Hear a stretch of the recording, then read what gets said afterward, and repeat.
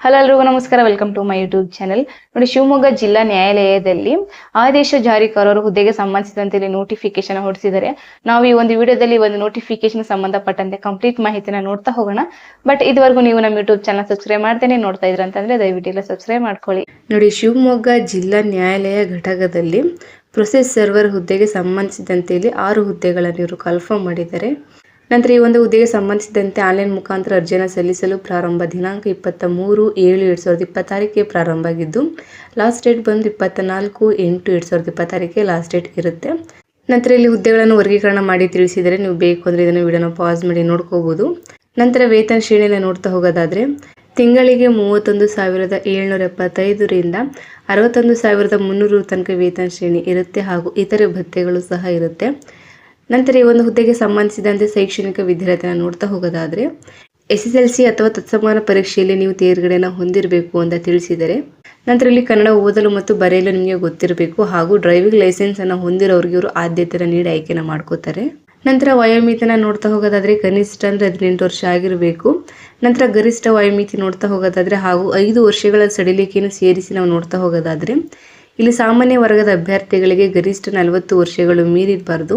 ನಂತರ 2A 2B 3A 3B ಅಭ್ಯರ್ಥಿಗಳಿಗೆ ಗರಿಷ್ಠ 43 ವರ್ಷಗಳು ಮೀರಿರಬಾರ್ದು. ನಂತರ ಪರಿಶಿಷ್ಟ ಜಾತಿ ಪರಿಶಿಷ್ಟ ಪಂಗಡ ಪ್ರವರ್ಗ 1 ಅಭ್ಯರ್ಥಿಗಳಿಗೆ ಗರಿಷ್ಠ 45 ವರ್ಷಗಳು ಮೀರಿರಬಾರ್ದು ಅಂತ ತಿಳಿಸಿದ್ದಾರೆ. ಓಕೆ. ನಂತರ ಅರ್ಜಿ ಶುಲ್ಕವನ್ನು ನೋಡ್ತಾ ಹೋಗೋದಾದ್ರೆ, ಇಲ್ಲಿ ಸಾಮಾನ್ಯ ಅಭ್ಯರ್ಥಿಗಳಿಗೆ 200 ರೂ ಫೀಸ್ ಇರುತ್ತೆ.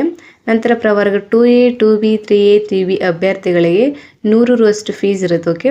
ನಂತರ ಪರಿಶಿಷ್ಟ ಜಾತಿ ಪರಿಶಿಷ್ಟ ಪಂಗಡ ಪ್ರವರ್ಗ 1 ಹಾಗೂ ಅಂಗವಿಕಲ ಅಭ್ಯರ್ಥಿಗಳಿಗೆ ಶುಲ್ಕ ಪಾವತಿಯಿಂದ ಅವರಿಗೆ ವಿನಾಯಿತಿ ಇರುತ್ತೆ. ನೀವು ಶುಲ್ಕವನ್ನು ನೀವು ಆನ್ಲೈನ್ ಮುಖಾಂತರ ಪೇ ಮಾಡ್ಕೋಬೇಕಾಗುತ್ತೆ. ಅಂದರೆ net banking, credit card, debit card, UPI ಮೂಲಕ ನೀವು ಆನ್ಲೈನ್ ಮುಖಾಂತರ ಪೇ ಮಾಡ್ಕೋಬೇಕಾಗುತ್ತೆ.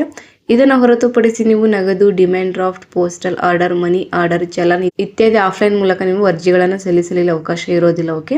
ನಂತರ ಈ ಒಂದು ಪ್ರೊಸೆಸ್ ಸರ್ವರ್ ಹುದ್ದೆಗೆ ಸಂಬಂಧಿಸಿದಂತೆ ಆಯ್ಕೆ ವಿಧಾನ ಹೇಗಿರುತ್ತೆ ಅಂತ ನೋಡ್ತಾ ಹೋಗೋದಾದ್ರೆ, ಇಲ್ಲಿ ಇವರು ನಿಮಗೆ ಅರ್ಹತಾ ಪರೀಕ್ಷೆಯನ್ನು ನಡೆಸ್ತಾರೆ. ಅರ್ಹತಾ ಪರೀಕ್ಷೆಯಲ್ಲಿ ಗಳಿಸಿದ ಅಂಕಗಳ ಆಧಾರದ ಮೇಲೆ ಇವರು ಅಭ್ಯರ್ಥಿಗಳನ್ನ ಒಂದು ಹುದ್ದೆಗೆ 25 ಅಭ್ಯರ್ಥಿಗಳಂತೆ ಅಂದ್ರೆ 1:25 ಅನುಪಾತದಲ್ಲಿ ಇವರು ಅಭ್ಯರ್ಥಿಗಳನ್ನ ಸಂದರ್ಶನಕ್ಕೆ ಕರೀತಾರೆ. ಓಕೆ. ನಂತರ ನೀವು ಸಂದರ್ಶನದಲ್ಲಿ ಪಡೆದ ಅಂಕಗಳ ಆಧಾರದ ಮೇಲೆ ಇವರು ನಿಮ್ಮನ್ನ ಆಯ್ಕೆನ ಮಾಡ್ಕೋತಾರೆ. ಸಂದರ್ಶನಕ್ಕೆ ಇವರು 10 ಅಂಕಗಳನ್ನು ನಿಗದಿಪಡಿಸಿರ್ತಾರೆ. ಓಕೆ. ಸೊ ಇದಿಷ್ಟು ಶಿವಮೊಗ್ಗ ಜಿಲ್ಲಾ ನ್ಯಾಯಾಲಯದಲ್ಲಿ ಕನ್ಫರ್ಮ್ ಮಾಡಿರುವಂತಹ ಪ್ರೊಸೆಸ್ ಸರ್ವರ್ ಹುದ್ದೆಗೆ ಸಂಬಂಧಿಸಿದಂತೆ ಮಾಹಿತಿ ಇದಾಗಿರುತ್ತೆ.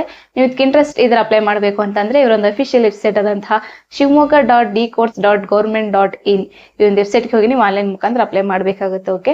ಇಲ್ಲಾಂದ್ರೆ ನಾನು ಇದೇ ಒಂದು ವಿಡಿಯೋ ಡಿಸ್ಕ್ರಿಪ್ಷನ್ ಲಿಂಕ್ ಕೊಟ್ಟಿರ್ತೀನಿ. ಸೊ ಇಂಟ್ರೆಸ್ಟ್ ಇರೋರು ನೀವು ಲಿಂಕ್ ಕ್ಲಿಕ್ ಮಾಡಿ ನೀವು ಡೈರೆಕ್ಟ್ ಆಗಿ ನೀವು ಮೊಬೈಲ್ ಮುಖಾಂತರ ನೀವು ಅಪ್ಲಿಕೇಶನ್ ಹಾಕೋಬಹುದು. ಓಕೆ. ಮತ್ತೆ ಲಾಸ್ಟ್ ಡೇಟ್ ಬಂದು ಆಗಸ್ಟ್ 24ಕ್ಕೆ ಲಾಸ್ಟ್ ಡೇಟ್ ಇರುತ್ತೆ. ಮತ್ತೆ ಇದಕ್ಕೆ 10th ಆಗಿರುವಂತಹ ಎಲ್ಲರೂ ಸಹ ಅಪ್ಲೈ ಮಾಡಬಹುದು. ಸೊ ಹಾಗಾಗಿ ನೀವು ಫ್ರೆಂಡ್ಸ್ ಕೂಡ ಶೇರ್ ಮಾಡಿ, ಅವರು ಕೂಡ ಇಂಟ್ರೆಸ್ಟ್ ಇತ್ತು ಅಂದ್ರೆ ಅವರು ಕೂಡ ಅಪ್ಲೈ ಮಾಡ್ಲಿ ಅಂತ ಹೇಳ್ತಾ, ಈ ಒಂದು ವಿಡಿಯೋ ಇಷ್ಟ ಆಯ್ತು ಅಂದ್ರೆ ದಯವಿಟ್ಟು ಒಂದು ಲೈಕ್ ಮಾಡಿ, ಶೇರ್ ಮಾಡಿ. ಮತ್ತೆ ಹೀಗೆ ಒಂದು ಹೆಚ್ಚಿನ ಇನ್ಫಾರ್ಮೇಶನ್ ಗಳಿಗಾಗಿ ದಯವಿಟ್ಟು ನಮ್ಮ ಯೂಟ್ಯೂಬ್ ಚಾನಲ್ ಸಬ್ಸ್ಕ್ರೈಬ್ ಮಾಡಿ, ಸಪೋರ್ಟ್ ಮಾಡಿ ಫ್ರೆಂಡ್ಸ್. Thank you.